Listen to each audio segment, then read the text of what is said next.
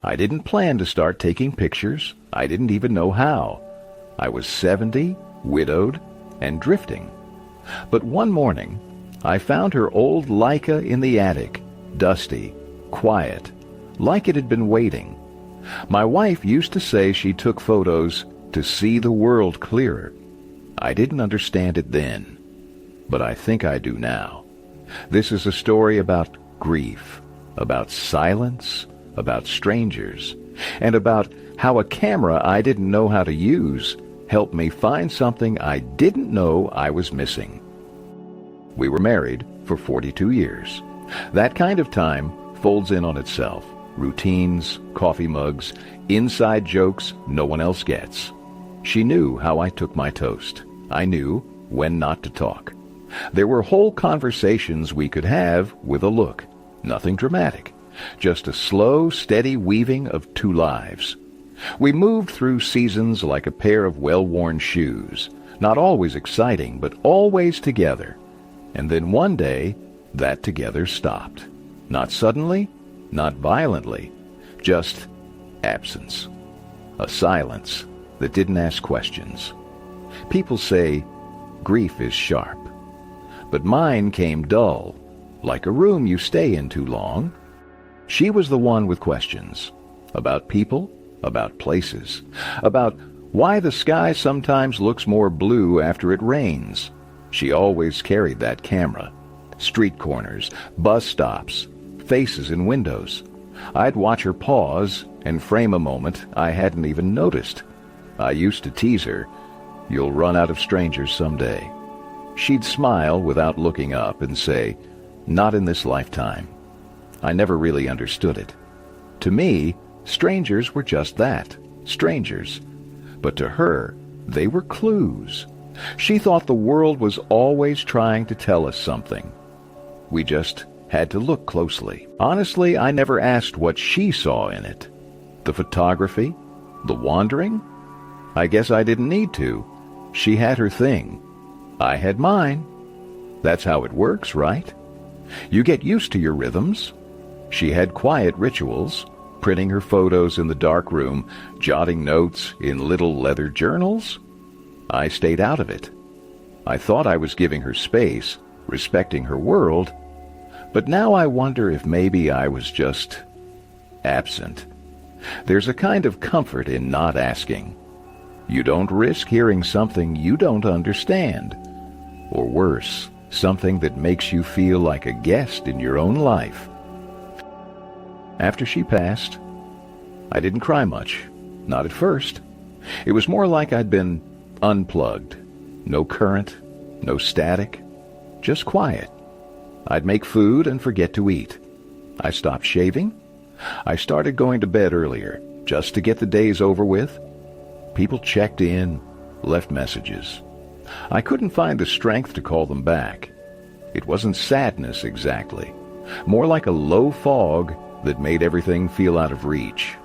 I kept thinking, if I stay still long enough, maybe I'll disappear too. But the strange thing is, the world doesn't stop. The sun still rises. Trash still needs taking out. Time moves, even when you don't. The attic had its own smell, dust and cedar and time. I hadn't been up there in years. I think I was looking for a winter coat. Or maybe I just needed to stand in a room she used to love. It was full of her. She kept boxes like altars, ticket stubs from our trips, notes she'd written to herself, old black and white prints. There were folders labeled Maybe and One Day. She even saved film canisters, long expired. I sat on the floor and just stayed, touched her handwriting, held her memories in my hands. I didn't cry, but for the first time, I wished I had asked more. It was tucked in a red velvet pouch like something sacred, heavy in the hand, mechanical, real. Not digital, not convenient. The kind of camera you have to respect. You feel it. You earn each shot. I remembered her showing it to me once, saying how it made her feel like the world slowed down. She called it a machine for noticing. I didn't know how to use it, didn't even know if it still worked. But I wound the dial, looked through the viewfinder. The world looked strange in there, sharp and quiet and far away, like something I hadn't seen before, like a door opening. I don't know why I didn't put it back. I just stood there, holding it like it meant something, like it remembered her better than I did. The leather strap was worn where her hand must have held it all those years. I could almost see her eyes behind the viewfinder, squinting into the light. It didn't make sense, me with a camera, but something in me moved, not a loud feeling, more like a quiet shift. A thought I hadn't had in a long time. Maybe I don't have to disappear. Maybe I could carry something forward, not fix anything, just not sit still. The next morning, I got up before the sun. That hadn't happened in months. I didn't have a plan. I just put on a coat, hung the camera around my neck, and walked. The streets were empty in that way they only are right before the world wakes up. There was a strange comfort in it, like the city didn't expect anything from me. I didn't take any pictures. I didn't know what I was doing. But holding the camera made me feel less like a ghost, like I had permission to see things again, even if I didn't know what I was looking for. At first, I didn't even try to use it. I didn't want to mess it up, but I looked, really looked, at the man unlocking his bakery, at a woman lighting a cigarette with shaking hands, at the street cleaner humming to himself. I used to pass by these people without a second thought. Now they looked like stories, like questions I couldn't answer. There was something tender about watching strangers without needing to know them. I wasn't hunting for beauty. I just wanted to notice, to be awake to the world, even for a few minutes a day. Usually I'd head back before sunrise, before the noise returned. But that morning, I kept walking. I watched the sky change color, watched a jogger stretch, a boy ride his bike in circles on the sidewalk. For the first time in months, I didn't feel the pull of the bed or the weight of the walls. I wasn't ready to go home. Not yet. Not while the city was still opening up like that, quiet, unguarded. It wasn't joy, exactly. More like air, space. I didn't take any pictures that day either, but I knew I'd come back tomorrow. I didn't mean to take the picture. My finger slipped, or maybe my body just decided for me. The shutter made a sound that startled me. Clean, precise, like the beginning of something. I looked down, and there it was. A man in a coat, standing at a bus stop, reading the paper. I almost deleted it, but I didn't. It wasn't good. The light was wrong, the focus off, but it felt real, unpolished, alive. It felt like proof that I had seen something, that maybe I hadn't been invisible after all, that maybe this camera could help me remember how to be here. I wasn't trying to be an artist. I didn't know anything about composition or lighting. I just knew that watching people made the silence in my chest feel a little less heavy. I started to notice the way shadows bent around buildings, the way steam rose from manholes, the way hands moved when people thought no one was looking. I didn't need to know their names. I didn't want to interrupt their mornings. I just liked catching the shape of their lives for a second. It made the city feel less empty, and me, maybe a little less lost. Every day at 5:30 a.m., I'd wake up and walk. Same coat, same streets. I started calling it the quiet shift. Before the world stirred, before the traffic and noise, I'd be out there with the Leica. There was something sacred about those hours, like the city hadn't put its mask on yet. I didn't always take pictures. Sometimes I just walked, listened to the hum of street lights, watched the sky change, It became my time, a little corner of the day that was only mine. No phone calls, no memories chasing me, just forward motion, a rhythm I could count on. I never talked to the people I photographed, never asked names or stories. I didn't want to disturb anything. They were living their moments, and I was just passing through. There was a kind of respect in staying distant. I wasn't looking for connection. I was learning to observe the way she used to. Sometimes I'd follow someone with my eyes for a block, not to stalk, but to study. The way a person walks can say everything. I wasn't invisible anymore, but I still preferred to stay unnoticed.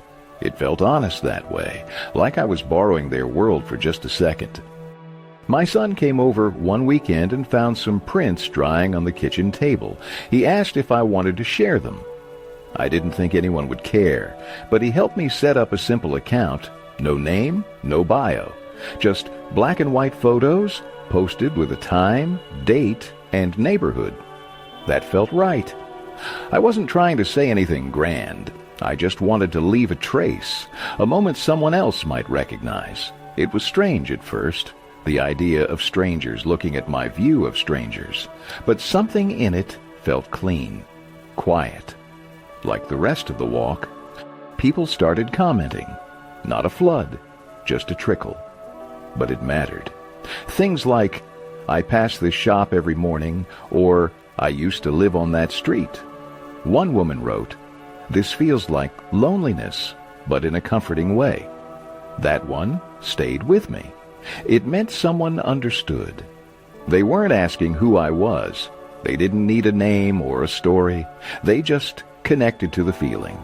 The images weren't sharp or fancy, but they were real, and somehow that was enough to make someone pause in their scroll. Enough to say, quietly, I see this too. It didn't feel like being noticed exactly. More like acknowledged. Like I had joined some quiet exchange, a handshake between shadows. I wasn't famous. I wasn't even interesting. But I wasn't invisible anymore. A stranger across the world had seen the way I saw a corner of my city, and they said, yes, that was something. That was more than I thought I'd feel again. I didn't post to chase approval, but when it came, small, gentle, genuine, it felt like warmth in a place that had been cold too long, just enough to keep walking. I started realizing I was chasing her perspective. I was using her Leica, but more than that, I was trying to see what she saw, the way she paused at things others passed, how she found beauty in decay, stillness in motion. I'd take a photo and think, would she have stopped here or walked on?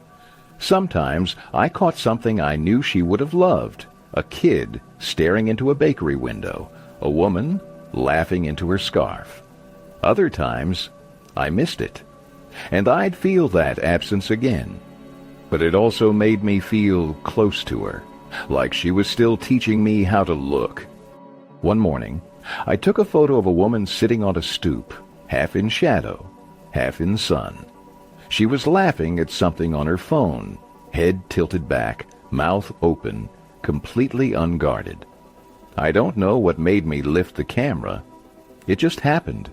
Something about the way the light fell, the ease in her expression. It felt alive. Later, when I looked at the photo, I couldn't stop staring. It wasn't just the composition. It was the feeling, that rare glimpse of someone caught in a moment of joy without performing it. That photo stayed with me for days. It felt different. Weeks passed. Then one afternoon, I opened my account to find a message. Simple, no punctuation. Just, I think that's me in your photo. Can we talk? I stared at the screen for a long time. No username I recognized. No clue who she was. I had taken hundreds of photos. Could she really be sure? But something about the way she phrased it, not accusing, not demanding, made me pause. I didn't know what to say, but I knew I couldn't ignore it. For the first time, one of the quiet people I'd watched had turned around. I panicked. My heart raced like I had been caught stealing. I never asked for permission. What if she was upset? What if I'd crossed a line I didn't even see? I'd been so careful to stay at a distance, to treat people with respect, even in silence. But now that line was blurry. I thought maybe I should take the photo down. Maybe stop altogether.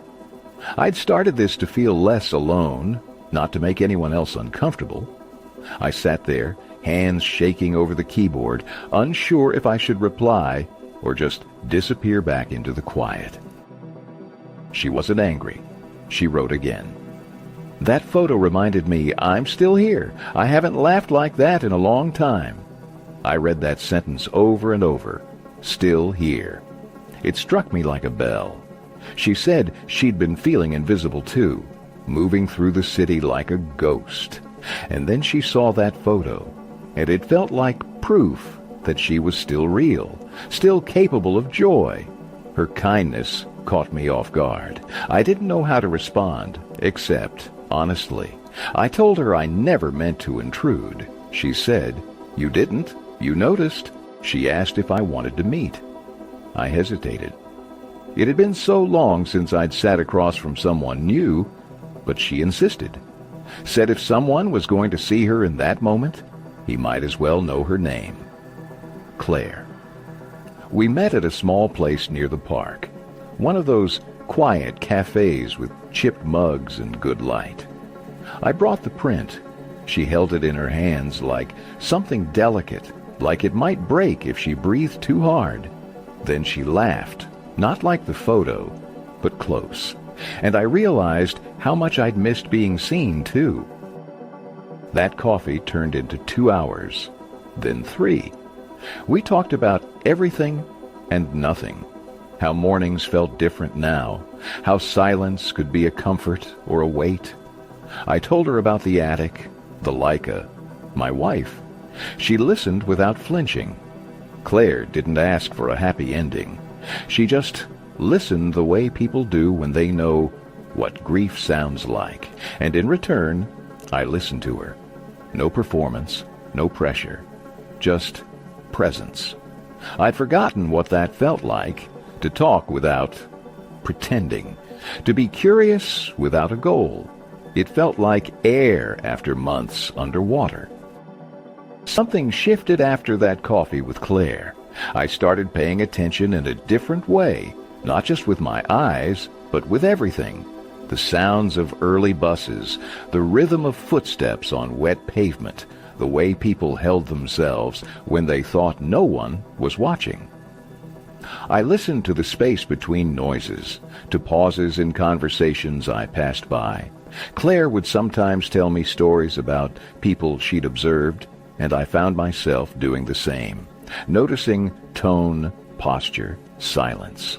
I wasn't just looking for photos anymore. I was learning to be present with others and with myself. For a long time, I'd walked the city like a ghost, but suddenly, I began to feel part of it again. I saw the man who opened his shop at dawn, the jogger who always paused at the same corner, the woman who fed pigeons without ever looking up, and I saw myself reflected in them, not in what they did, but in the quiet weight they carried. Grief, restlessness, the ache of not knowing what comes next. We were all just trying to find footing. I wasn't the only one. The city hadn't changed. I'd just finally stepped back into it. To this day, I still don't know what half the buttons on that Leica do. I never learned the right settings, never chased the perfect shot. That was never the point. The camera was a key, not to art, but to attention. It gave me a reason to slow down, to pause, and look again. What mattered wasn't the photo itself, but the act of seeing. I think that's what she meant all those years ago when she said she took photos to see the world clearer. I understand now. I was never trying to become a photographer. I was trying to find her. Same streets, same cracked sidewalks, same rush hour rhythm. But now, everything looks different. I notice the way morning light slides off windows, how steam rises from subway grates like breath.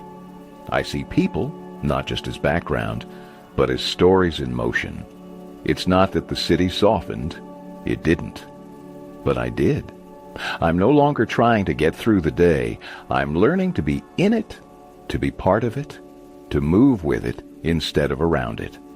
And somehow, that shift, quiet, gradual, made the world feel a little less sharp, a little more alive. The mornings are still mine. I wake up before the alarm, coat on, camera in hand, no agenda. Sometimes I take pictures. Other times, I don't even lift the lens. I just walk. I watch the city yawn itself awake. The first blink of cafe lights, a cab turning the corner, the hush before noise. It's my hour. Not lonely, not busy, just quiet enough to breathe. I don't need it to be anything more. The habit stayed, even as the grief shifted. It's not about filling time anymore. It's about honoring it, and in a strange way, honoring her.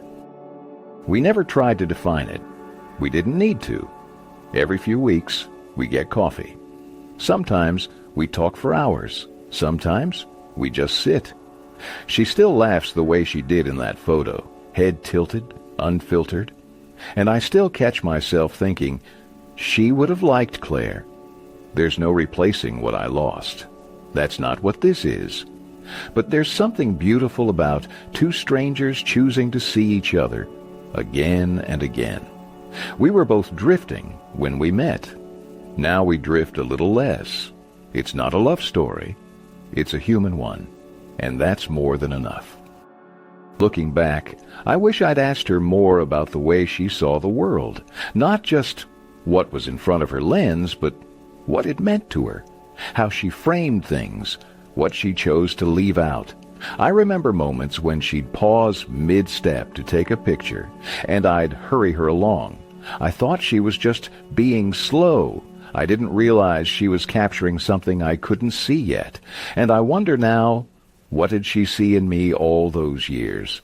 What did she notice that I missed? I wish I'd asked. I wish I'd looked closer while I had the chance.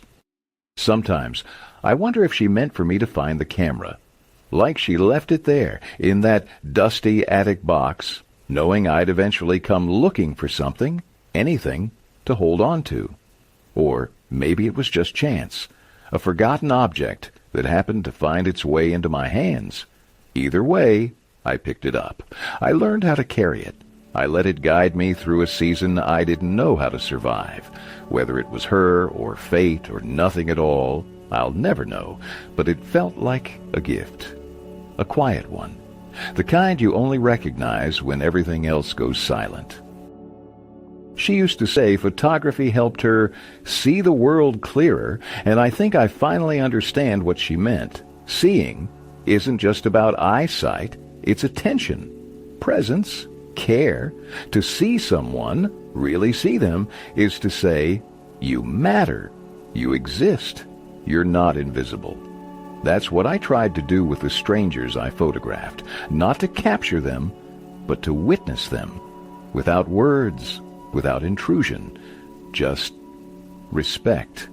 And maybe that's what she was doing all along. Maybe that was her way of loving the world. And now, in my own way, it's become mine too. What I've learned, you don't need a camera to pay attention. You don't need a lens to notice when someone's shoulders slump a little lower, or when a stranger lingers by a window, lost in thought. You just have to slow down. Step outside your own story for a second. People are surviving all around us, quietly, without applause. That man on the bench, that woman on the train, that kid staring out the bus window. They're all carrying something, just like we are. And if you can notice them, really notice, it changes something in you. It makes you softer. When she died, I thought that was it. My life had been lived. Everything after was just noise, waiting. But it turns out life didn't end. It just got quieter. And in that quiet, I started hearing things I'd never paid attention to before. The sound of my own breath, the weight of my loneliness, the crack in someone else's voice. I wasn't done. I just had to learn a new way to be, a different rhythm, a slower kind of living, one with more noticing and less proving. I didn't need to start over. I just needed to be still long enough to feel where I was. It's simple. I wake up early. I walk. Sometimes I take a photo. Sometimes I don't. I don't need a big goal or a plan. I just need a reason to put one foot in front of the other. And now I have that. The city is still the city. People still pass me by. But I'm not drifting anymore. I'm moving. Even if it's slow. Even if it's quiet. That's enough. She gave me the camera. The rest I had to figure out on my own. And now, every morning, I carry it. Not because I need it, but because it reminds me to see and to keep going. If something in this story stayed with you, if it reminded you to look a little closer at the world or to give your mornings a second chance, I hope you'll stay with us. You can subscribe if you'd like more stories like this one, quiet ones, ones that take their time. And I'd love to hear from you in the comments. Have you ever found something, an object, a place, even a habit, that helped you through a season you didn't know how to survive? What helped you start again, even if it wasn't loud or dramatic? If you're still with me, I think you'll appreciate the story we told just before this one. It's about George, who left behind a corporate life at 61 and ended up giving mine tours in the Arizona desert. It's not a story about success. It's a story about letting go. You'll find it just below.